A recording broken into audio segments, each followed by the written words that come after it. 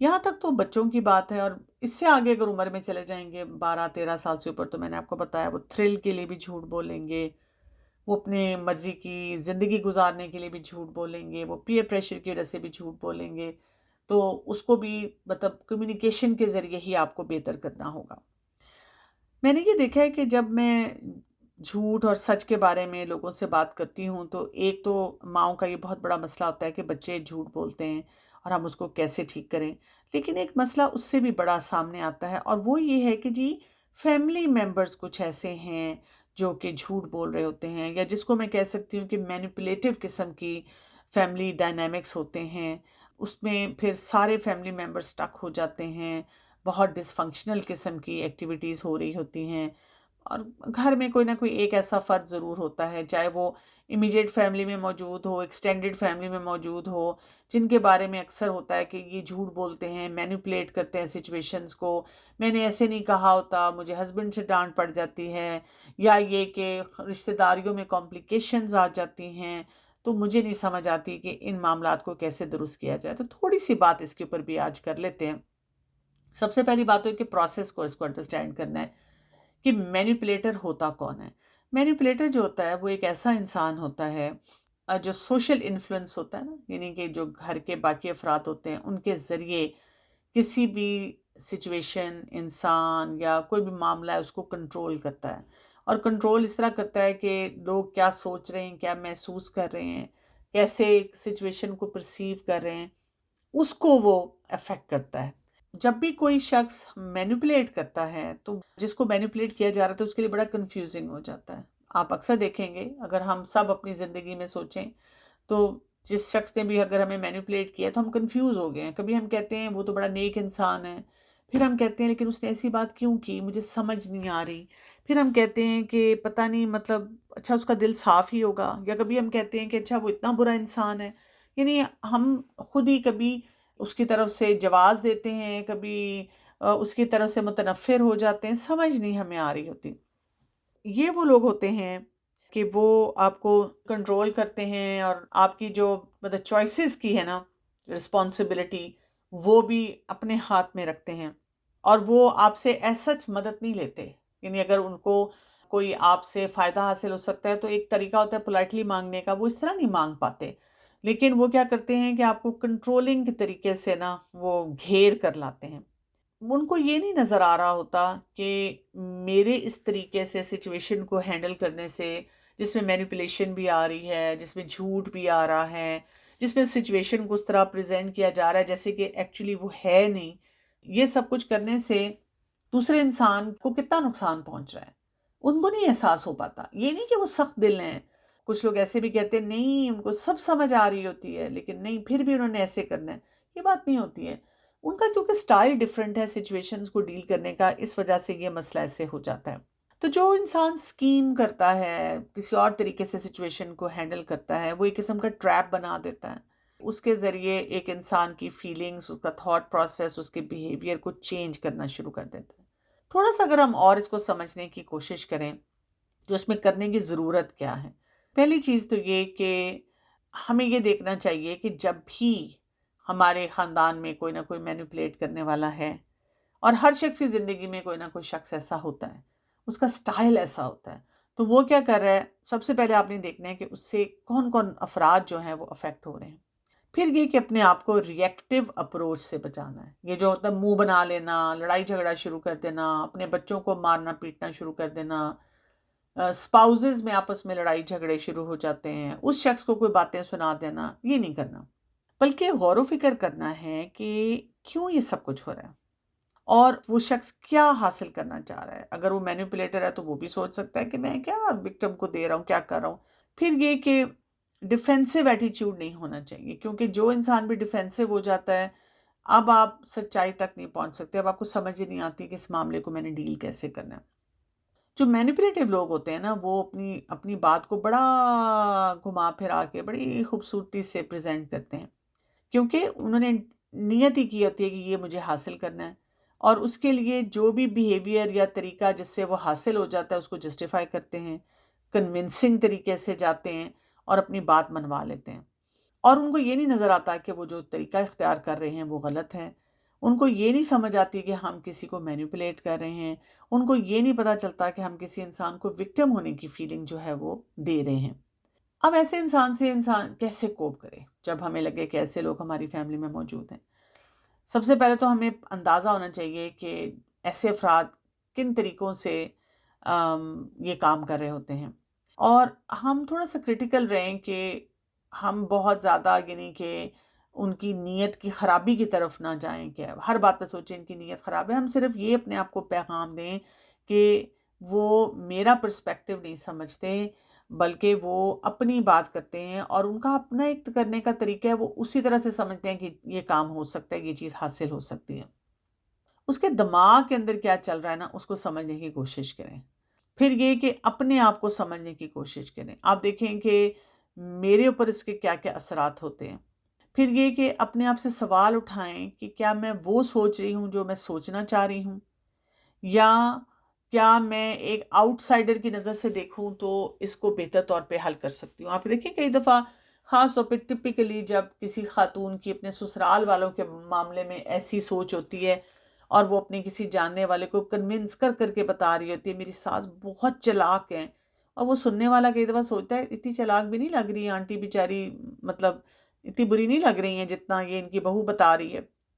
लेकिन क्योंकि आंटी का तरीका अपने बेटे की मोहब्बत हासिल करने का, तवज्जो हासिल करने का ज़रा मैनिपुलेटिव सा होता है, उसकी वजह से जो बहू है वो कॉन्फ्लिक्ट का शिकार हो जाती है और उसको लगता है कि मेरी सास झूठ बोलती रहती हैं।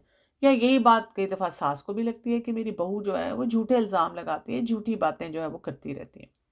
तो करने की ज़रूरत ये है कि थोड़ी-सी बाउंड्री सेटिंग करनी चाहिए। सबसे पहले बाउंड्री सेटिंग में यही होता है कि आप अपनी सोच को, अपनी फीलिंग्स को, अपने एक्शंस को बचा कर रखें। अपने आप को बताएँ कि हर बात पे मूड ख़राब कर लेना, कोई टॉन्ट सुना देना, मिसबिहेवियर दे देना, इससे मसाइल नहीं हल होंगे। इससे मसाइल बल्कि बढ़ना शुरू हो जाएँगे। मुझे कोई और रास्ता इख्तियार करना होगा और वो ये है बेहतर कम्युनिकेशन का। तो कोई ऐसा तरीका देखना है जिसमें एनवायरनमेंट ऐसी क्रिएट करनी है जिसमें उस शख्स के साथ हेल्दी तरीके से थोड़ा-सा एंगेज हुआ जा सके। फिर ये कि अपने आप को सब्र की तरफ लेकर जाना है और वही बात है कि अगर आप उसी के लेवल, उसी इंसान के मैनिपुलेशन के लेवल पे उतर आइए, यानी वो भी सारा दिन अपने कमरे में बैठ के सोच रहा हो कि मैंने कैसे मैनिपुलेट करना है सिचुएशन को, क्योंकि उसको हेल्दी तरीके नहीं आते और आप भी साथ ही शुरू हो जाएंगे मैंने भी इसको कैसे मैनिपुलेट करना है, तो फिर फ़ायदा क्या होगा? फिर तो दोनों लोग बराबर हो गए ना। तो आप इंसान अगर अपने आप को बताता है कि मैं सिंपल तरीके से, अच्छे तरीके से, हेल्दी तरीके से डीलिंग्स करूँगा, तो वो दूसरा इंसान भी जो है जब देखेगा कि वो मैनिपुलेट नहीं कर पा रहा, फ्रस्ट्रेट भी नहीं कर पा रहा, तो उसके तरीके भी बेहतर होना शुरू हो जाते हैं। उसके पैटर्न्स जो हैं वो ब्रेक होना शुरू हो जाते हैं। क्योंकि मैनिपुलेटर जो होता है ना वो आपके पैटर्न्स पे रिलाय करता है। अच्छा जी ठीक है, इसका मूड ख़राब हुआ और मुझे जिसकी तवज्जो चाहिए थी, मुझे उसकी तवज्जो हासिल हो गई, मैंने अपना पॉइंट प्रूव कर दिया, गुड। चलो जी, अब आइंदा मैंने यही करना है। लेकिन अगर वो एक शख्स गलत तरीके से कोई सिचुएशन को हैंडल कर रहा है और आप नहीं उसका कोई भी वो इफ़ेक्ट ले रहे और अपने आप को बचा रहे हैं, तो फिर उसको फ़ायदा नहीं हो सकेगा, वो मैनिपुलेट नहीं कर सकेगा। और इससे भी बड़ी बात ये होती है कि फ़ॉरगिविंग नेचर होना चाहिए, माफ़ करने का एहसास हमारे अंदर होना चाहिए कि कोई बात नहीं, अगर एक इंसान नहीं समझ रहा, उसको सच और झूठ का नहीं पता चल रहा, उसको ये नहीं पता चल रहा कि इस मैनिपुलेशन की वजह से उसकी ज़िंदगी में झूठ आ रहा है, उसकी गुफ्तगू में झूठ आ रहा है। तो मैं अपने आप को बचाऊँ ना, मैं माफ़ कर दूँ, मैं उसको थोड़ी-सी स्पेस दूँ और उसको ऐसे मौक़े दूँ कि वो सच्चाई की तरफ आ सके और वो अपने उन पैटर्न्स को ब्रेक कर सके। तो ये कुछ चीज़ें हैं जो कि अहम हैं, समझने की ज़रूरत है इनको। अस्सलाम वालेकुम। वालेकुम अस्सलाम। मेरा सवाल ये है कि मेरे बच्चे अल्लाह का शुक्र है कि तीनों बेटियाँ सच बोलती हैं। मैंने उनको सिखाया है, उनको पता है कि सच बोलना है, सच पे मैं उनको कुछ कर लें डाँटती नहीं हूँ। लेकिन अब जो बड़ी बेटी है वो 10 साल की है, उसमें एक चीज़ मैंने अब ये देखा है 2-3 मंथ से कि वो बात को घुमा देती है, आधा सच बोलती है। मतलब जैसे अपने आप को क्लियर कर वो सच भी बता रही है और झूठ का भी कुछ कहीं हद तक सहारा ले रही होती है। बातों को घुमाती है, शायद मैं आपको समझ आ नहीं पा रही। उस चीज़ को मुझे नहीं समझ आ रहा कैसे ठीक करूँ? मैंने शुरू में आप लोगों को इसके तरीके पूरे बताए थे। लिस्ट को सामने रखें। आपको उसके रीज़न्स पे जानना है कि किन वजूहात की वजह से उसने झूठ बोला है और जिस वजह से झूठ बोला है उसको आपने ठीक करना है। मसलन आपको लगता है कि वो घुमा-फिरा के इसलिए बात कर रही है कि वो कुछ चीज़ हासिल करना चाह रही है, वो अपने आप को स्मार्ट प्रूव करना चाह रही है, वो डर गई है, उसने एक्साइटमेंट में ऐसी बात बोल दी थी। तो एक ही लेक्चर नहीं होना चाहिए। मसलन अगर वो अपने आप को स्मार्ट प्रूव करना चाह रही है तो जहाँ-जहाँ वो स्मार्ट काम करती है आप उसकी तारीफ़ कर दें। अगर वो डरी हुई है तो उसको बताएँ कि बेटा मैं इनकार तो करूँगी लेकिन फिर आपके इनकार करने का तरीका ऐसा होना चाहिए कि ये ना लगे कि अम्मा धाड़ रही हैं कि उसको फिर डर लगे। अगर वो थ्रिल में कोई काम करती है तो थ्रिल के लिए उसको हेल्दी तरीके दें ताकि वो उसकी थ्रिल वहाँ से पूरी हो। तो डिपेंड करेगा कि वो किस सिचुएशन में किस तरह से वो कर रही है, उसके मुताबिक उसको काम देंगे तो इंशाल्लाह आप देखेंगे कि फिर रास्ता उसको मिलता जाएगा। यानी जो-जो सिचुएशन सामने है उसको सिचुएशन को हैंडल करना सही तरह से सिखाएँ तो उससे फिर फ़ायदा होगा। जी, अस्सलाम वालेकुम डॉक्टर ताबिर। वालेकुम अस्सलाम। जी, मेरा भी कुछ सिमिलर ही एक्चुअली सवाल है बट असल में हमारे यहाँ ये है कि हमारे बच्चों को अलाउड है टीवी देखना, ऐसा मना नहीं है स्ट्रिक्टली कुछ। लेकिन फिर भी मैं नोटिस किया कि वो छुप कर देख रहे होते हैं। तो हमने हमने यही कहा कि तुम सामने बेटा देखना, सामने देख लो। मतलब not something bad but you know just hiding and doing things. तो या तो डर है, क्या है समझ नहीं आ रही। ये भी कहा कि सामने देख लो। तो बच्चे टॉफी वगैरह तो चलो छुप के खा लेते हैं, वो तो I know. But I don't know अगर हमारे एंड पे ऑब्वियसली कोई there is something some barrier क्या हो रहा है, अगर थोड़ा गाइड कर सकें। एक्चुअली ये बहुत सारे बच्चे करते हैं कि छुप के टीवी देखेंगे, छुप के स्क्रीन टाइम करेंगे, छुप के मूवीज़ देखेंगे, इसके बारे में तो मैंने आपको स्पेशली बताया है। और यहाँ पे अगर आप उनको ये कह देती हैं कि भई आप छुप के नहीं करें, आप हमारे सामने भी कर लें। यहाँ पे अगर आप रीज़न्स देखें तो ये नज़र आ रहा है कि जो हाई एक्सपेक्टेशन है ना आपने जो सेट की हुई है तो maybe they are trying to match it यानी they don't want to disappoint you. अब उनकी ख्वाहिशात भी हैं, उन ख्वाहिशात की वज़ह से वो मजबूर होके कुछ कर भी लेते हैं। फिर वो उनको लगता है कि नहीं ठीक है हमारे पेरेंट्स हमें अलाउ कर देंगे, लेकिन उनकी एक्सपेक्टेशन मैच नहीं हो रही है। तो आप जहाँ-जहाँ आपकी एक्सपेक्टेशन मैच हो रही है, वहाँ उनकी तारीफ़ करें। और यहाँ पर आप ये ना करें कि अगर कोई बच्चा छुप के काम कर रहा है, आपको लगता है कि बाय प्रिंसिपल वो काम दुरुस्त नहीं है, उसको नहीं करना चाहिए, तो अब आप कहें कि चलो अगर वो छुप के ही कर रहा है, तो हम उसको सामने अलाउ कर देते हैं ताकि वो छुप के ना करे, झूठ ना उसको बोलना पड़े। आप उसको तरीके बताएँ कि जब वो टेम्प्टेड हो, वो करना चाह रहा हो, तो वो अपने आप को कैसे बचाएँ। इस तरीके की बात करें ताकि फिर वही बात है कि कोई सॉलिड किस्म का सॉल्यूशन जो है वो सामने आए। तो मुझे बिहेवियर के बारे में पूछना था कि बच्चे जो है ना कहीं जाकर के फॉर एग्जांपल कोई आता है इस तरह का बिहेवियर ज़ाहिर करते हैं जो नॉर्मली नहीं करते। अब जैसे कि वो कहीं किसी शॉप पे जाएगा, अगर कोई उसको कुछ कहे तो रिटर्न में उसने बहुत एक्सट्रीम पे बैड बिहेवियर देना है। जबकि उसकी बहन उसके सामने ही उससे 3 साल छोटी है, वो बड़ी तमीज़ से बैठेंगी, सबसे आराम से बात करेंगी, लेकिन ये ऑपोज़िट है। तो उसमें मुझे क्या करना चाहिए? मैंने उससे बहुत काउंसलिंग भी करती हूँ और प्यार से डील करती हूँ, बेटा नहीं ये मत करो, ऐसे नहीं करना बाद में। उस टाइम तो मैं सिर्फ़ उसे इग्नोर करती हूँ क्योंकि मैं उसको इंसल्ट नहीं करना चाहती सबके सामने। मैं उसे अलग से ले जाके जैसे नाइट टाइम होता है, तो वो उस टाइम भी इस बात को मेरी लिफ्ट नहीं करा रहा होता क्योंकि वो समझ रहा होता है कि मैंने उसकी वो बात नोट कर ली है। तो मुझे क्या करना चाहिए? पहली बात तो ये है कि बच्चों का ना ये एक नॉर्मल बिहेवियर होता है कि जब बच्चे पेरेंट्स के साथ या घर में अकेले होते हैं तो वो कैजुअल होते हैं या मतलब लोगों के सामने जाकर वो एक और बिहेवियर देते हैं। पेरेंट्स के सामने एक और बिहेवियर होता है, लोगों के सामने एक डिफरेंट बिहेवियर होता है। अब इसमें डिफरेंसेस ये आ जाते हैं कि फ़र्ज़ करें आप इनको घर में बहुत अच्छी तरह से डिसिप्लिन करते हैं और डिसिप्लिन करने में थोड़ा सख्ती का भी एटीट्यूड होता है। और अगर बच्चों ने ये देख लिया कि जब कोई मेहमान आता है या पब्लिक में आप होते हैं, तो आप वही वाला फ़ॉर्मूला नहीं अप्लाई करते। आप एम्बैरेस से हो रहे होते हैं और आप उसी टोन के बगैर बात करते हैं। मैं छोटी-सी एग्ज़ाम्पल दे देती हूँ। मसलन घर में अगर बच्चा कोई चीज़ उठाता है या कुछ चीज़ लेता है जो आप समझते हैं उसे नहीं लेनी चाहिए, तो आप सख्ती से कह देते हैं कि नहीं, ये नहीं लेनी है आपने, छोड़ दें इसको, रख दें वहाँ पे। लेकिन अब दुकान पे जाकर अगर वो इसी तरह कोई चीज़ उठाता है, तो अब आपको ये फ़िक्र होती है कि लोगों के सामने अच्छा नहीं लगेगा अगर मैं इस टोन में बात करूँ और आप वहाँ पे सिर्फ़ कहते हैं, "बेटा इसको रख देते हैं, इसको नहीं हम लेते।" तो बच्चा एकदम फ़ील करता है कि यहाँ पर माँ-बाप अंडर प्रेशर हैं। अब वो उस प्रेशर का फ़ायदा उठाते हुए वो क्या करेगा कि वहाँ पे एक डिफरेंट बिहेवियर देगा। इसकी एक और मिसाल इस तरह देती हूँ, अगर बच्चा किसी सोफ़े पे जंप कर रहा है, जैसे ड्राइंग रूम में आ गया है और आप कहेंगे, "उठो बेटा, यहाँ पे नहीं जंप करते, बिल्कुल जंप नहीं करते यहाँ पर।" लेकिन अगर कोई मेहमान आया है और वो बच्चा उसी सोफ़े पे आके जंप कर रहा है, तो आप सिर्फ़ उसको मतलब मुस्कुरा-मुस्कुरा के देखते हैं कि बच्चे बहुत शरारतें करते हैं, लेकिन आप उसे डायरेक्टली कुछ नहीं कहते।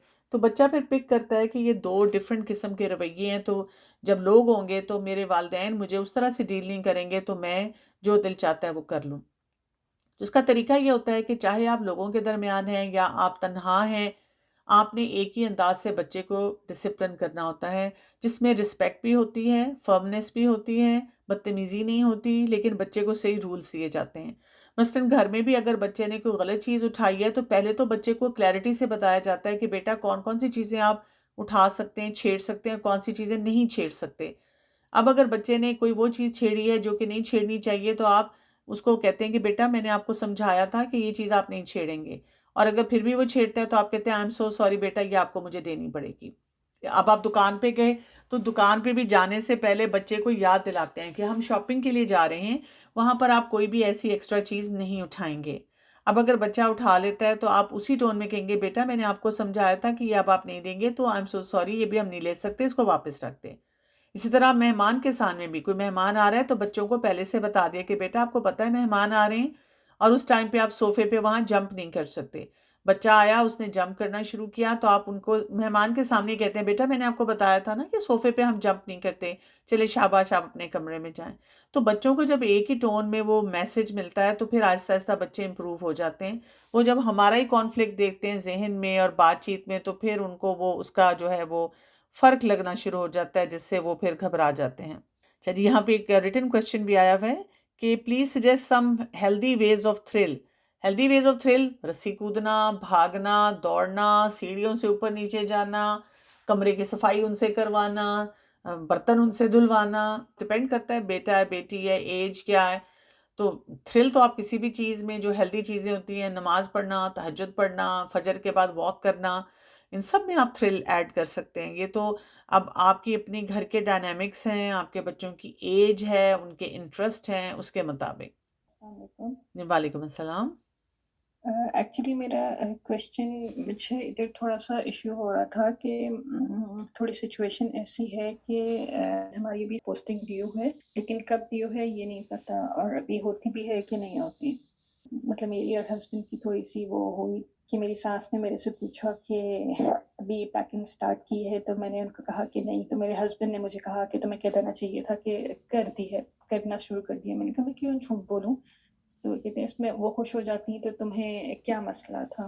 मैंने कहा उन्हें किसी और तरह भी खुश किया जा सकता है, ज़रूरी तो नहीं आप झूठ बोल के खुश करें। तो मतलब इस तरह छोटी-छोटी चीज़ें जो हैं एक्चुअली अब उन्होंने अपने सामने यही कुछ देखा है, तो वो अब उसी तरह से ही लेके चलना चाहते हैं। लेकिन मुझे ये ज़रूर होता है कि मतलब जो कुछ हम करेंगे वही आगे जाके आपके बच्चे आपके साथ करेंगे। तो मुझे नहीं समझ आती कि मतलब एट टाइम्स कि इस चीज़ को किस तरह डील करना है सिचुएशन को। पहली बात तो ये है कि जब आपके घर में ऐसी सिचुएशन होती है ना और आपको अंदाज़ा होता है कि डायनामिक्स किस किस्म के हैं, तो फिर आप पहले से स्मार्ट आंसर सीखें। और आपको पता होना चाहिए पहले से कि जी मदर इन लॉ ने अगर ऐसी बात पूछी है और अगर उसमें मैंने हाँ या ना बोलना है, तो उसके क्या असरात आने हैं मदर इन लॉ की तरफ से या हस्बैंड की तरफ से।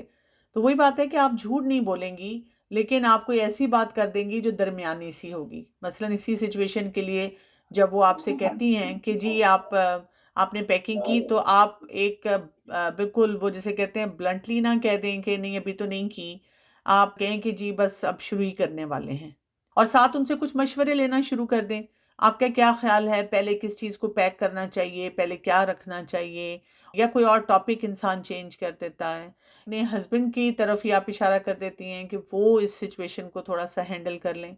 तो ये नहीं कहने का मतलब है कि कोई स्मार्ट तरीके सीखकर आप फिर भी इस सिचुएशन से अपने आप को बचा सकते हैं। दूसरा सवाल ये था कि एक्चुअली वही अभी आप थोड़ा बता रही थी कि फ़ोन आता है तो किसी के मतलब किसी ने पूछा कि व्हाटसएवर किसी ने कुछ पूछा तो उन्होंने कहा मैं सिटी में नहीं था, तो इसलिए मैं ये नहीं कर सका। हालाँकि ऐसी कोई बात नहीं होती, लेकिन ऑब्वियस है मतलब बच्चे इतने बड़े हैं कि वो इन चीज़ों को ग्रास्प कर रहे हैं और वो ये नोटिस कर रहे हैं कि हम लोग क्या बोलते हैं और क्या नहीं कह रहे, तो वो भी एक्चुअली मतलब जो कुछ देखेंगे वही कुछ करेंगे। तो मैं कभी एट टाइम्स उनको ये कहती हूँ कि मतलब जो कुछ होता है वो आप बोला करें, आप ना झूठ बोला करें या किसी दूसरे को खुश करने के लिए अपने आप को खराब ना करें। उसमें भी आप ऐसे करें कि बार-बार उनको ये ना कहें कि ये झूठ है, या आप झूठ बोलने के बजाय ये बोल दें। आप उनको ज़्यादा बात ये करें कि इससे ज़्यादा स्मार्ट जुमला ये है।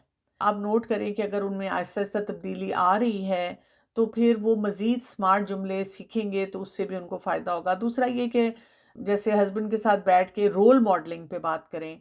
रोल मॉडलिंग जो हमारी है बच्चों के लिए कितनी ज़रूरी है। रोल मॉडलिंग पे कोई बुक ले आएँ, कोई मटीरियल ले लें और उसको पढ़ते-पढ़ते बीच में जहाँ बहुत सी एग्ज़ाम्पल्स हों, उसमें एग्ज़ाम्पल दें कि बच्चों के सामने हमें अपनी स्टेटमेंट्स को भी बहुत क्लियर रखना है। यानी देखें कि जब हम किसी फैमिली मेंबर को हैंडल करते हैं, उसके सच और झूठ को, तो हम उनके मुँह पर इस तरह के जुमले नहीं बोलते कि ये झूठ है। जब बात करते हैं तो उनको वैसे बताते हैं कि हमें कैसी स्टेटमेंट्स बोलनी चाहिए, कौन-सी स्टेटमेंट्स एप्रोप्रिएट हैं, कौन-सी स्टेटमेंट्स एप्रोप्रिएट नहीं हैं। क्योंकि ये रिश्ते के लिहाज के लिए बहुत ज़रूरी होता है। जब हम उनको अपनी तरफ से बिल्कुल सही बात बता रहे होते हैं कि देखिए ये तो झूठ है और ये ठीक नहीं है, तो फिर उनको ना हैंडल करना मुश्किल लगता है। जो आप बात ये करेंगे ना, हमारी सोसाइटी में झूठ बोलना इज़ सो कॉमन और लोग बड़े आराम से कह देते हैं। मैं भी जब ट्रैवल करना था तो कुछ वो पेपर वर्क में इवन मेरे ट्रैवल एजेंट ने मुझे कहा कि ये चीज़ है, शायद आपसे वो ये पूछ लें। तो मैंने कहा अच्छा, अगर उन्होंने ये चीज़ पूछ ली तो फिर मैं क्या करूँगी? मैं वहाँ पे स्टक ना हो जाऊँ एयरपोर्ट पे। तो उसने मुझे कहा कि नहीं, आप कह दीजिएगा कि मुझे पता नहीं था। मैंने कहा आप मुझे झूठ बोलने के लिए कह रहे हैं? अब उसको 2 मिनट तो समझ नहीं आए, क्योंकि कोई और शायद फ़र्द होता तो उसको ये कहता कि वाह, वाह! क्या आपने मुझे स्मार्ट आंसर बता दिए। तो फिर एकदम वो सोच में पड़ गया। उसी ट्रैवल एजेंट ने मुझे बड़ा स्मार्ट आंसर ही बताया। उसने कहा कि अच्छा, आप कह दीजिएगा कि मुझे एक्चुअली कोई ईमेल नहीं आई। तो वाक़ई ईमेल तो आपको नहीं आई ना। मैं फिर खामोश हो गई उस पे। इस तरह की चीज़ें क्योंकि हमारे मर्द हज़रात को ख़ास तौर पे बहुत सुनने को मिलती हैं, तो वो फिर कई दफ़ा नॉर्म सा बन जाता है उन लोगों के लिए। तो इसको इसी तरीके से लपेट में लेकर जब आप करेंगी तो उससे आपको शायद ज़्यादा आसानी हो जाएगी, आपका भी कम्फ़र्ट लेवल हो जाएगा, हस्बैंड को भी मुश्किल नहीं लगेगा। आपसे इजाज़त चाहती हूँ। सुब्हानक अल्लाहुम्मा व बिहम्दिका अशहदु अल्ला इलाहा इल्ला अंता अस्तगफिरुका व अतूबु इलैक। अस्सलामु अलैकुम व रहमतुल्लाहि व बरकातुहू।